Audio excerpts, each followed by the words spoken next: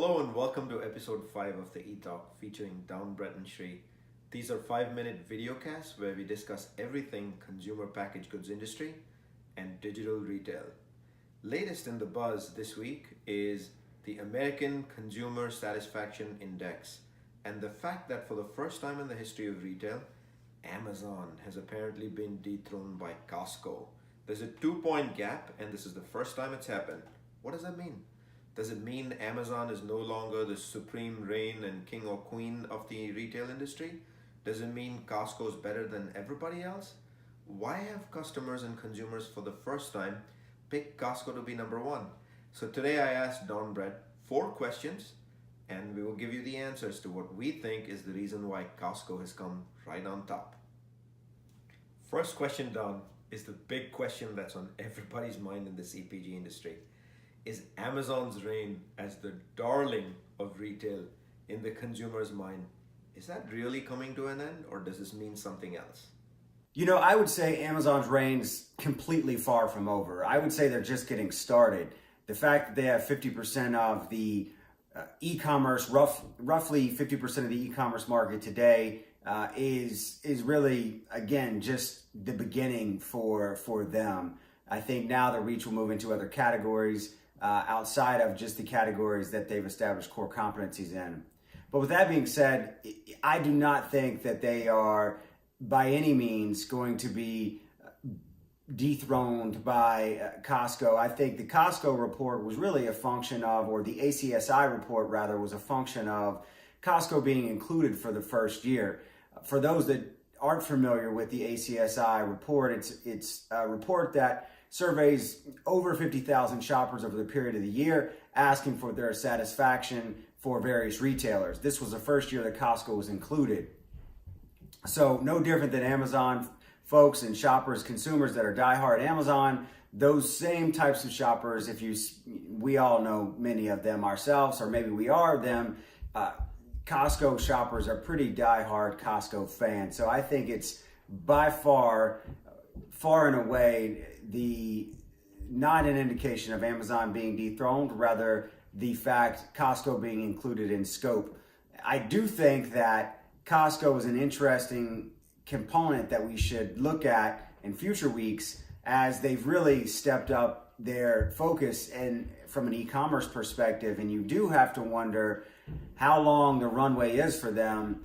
I suspect it's quite long, with some quite loyal fans and some differentiated price packs, assortments, exclusivity, etc. could pose a quite interesting challenge for Amazon as time moves on. So Don, tell us, what makes a retailer elite in the minds of the shopper, the consumer? What are those characteristics that really stand out in people's mind? Is it the aisle? Is it a planogram? Is it the digital shelf? What is it, Don? Do tell us. I would say there's a couple of key things that many retailers that are best in class have. And I would say one of them is a very easy return policy. And by that, I don't just mean easy to return things, or you can return anything, but quite honestly, how the process works. Where do I return it to? Is it easy for me to return it if I'm sending it via mail? If I go into the store, is it in the back of the store? Is it in the front of the store? So I think returns are certainly one component that are critical. I think navigation is the other. If you think about the process of shopping on Amazon and you think about how easy it is to purchase, that is a differentiator. That makes it easy for us as consumers to buy more often at higher prices. I think another thing that is a key component for a retailer to be differentiated is, quite honestly, a rewards program of some sort. We could call that Amazon Prime. We could call that not just memberships, but also in the form of value. Costco has a great value proposition for their shoppers that are quite loyal. Other retailers, Kroger has a great value proposition. Walmart in many areas has a great value proposition. So, question 3. Both Amazon and Costco are one of the few retailers that actually have an annual membership fee of any sort. Amazon, of course, with the legendary Prime annual membership fee, and Costco with its ongoing annual membership fee. Is there a direct correlation or a link between having a annual membership and customer satisfaction?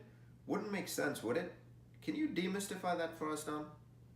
I would say the annual program is a key component for many consumers. I think once there is a program that they're paid into, they have a vested interest. They have an equity position, if you will, in the experience of the retailer.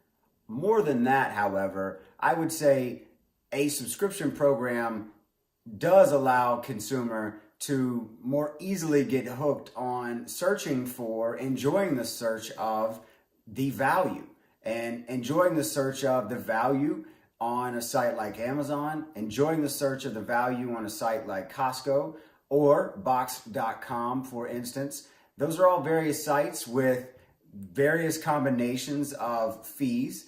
But I would say that when you look at the ACSI report and you look at the scores, that those retailers that do have loyalty rewards or membership programs tend to fare higher with scores because, in my humble opinion, the consumer is more bought in and has a more vested interest with that retail partner because they've already paid a subscription of some sort, in many cases, not all cases, but in many cases, thus increasing the engagement with a consumer and their retailer of choice.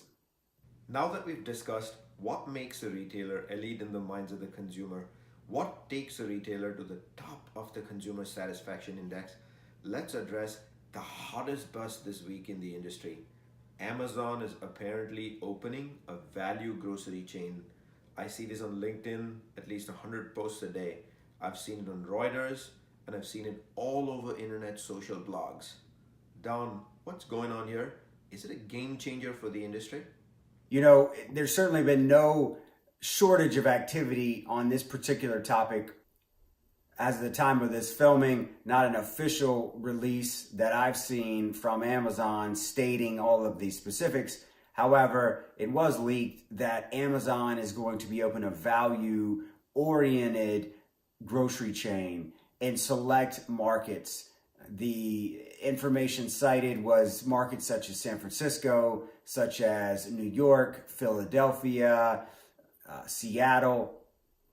I think this puts a lot of retailers on call for what the future is going to hold. I think it'll be critical for retailers to ensure they have store pickup, not as a nice to have, but as a must have, as well as delivery options. If you look at retailers like Walmart, they have certainly reacted to this and anticipated this before it happened. For those that don't know, the rough information on Walmart is they will have several thousand stores with store pickup by the end of the year, as well as almost 1,500 or so stores with delivery options.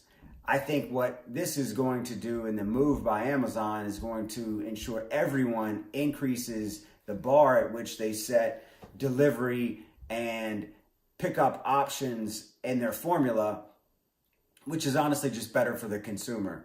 So I'm pumped about it. I think it's good. I think it's good for the industry. I think it's good for competition. And as we look at brands and as we look at in the CPG industry, this will be critical. Another point that we talk about weekly, if you are a CPG brand, you should be working very, very closely with your Amazon partners to ensure your products are right in the front of the queue as you start to have conversations with your Amazon partners.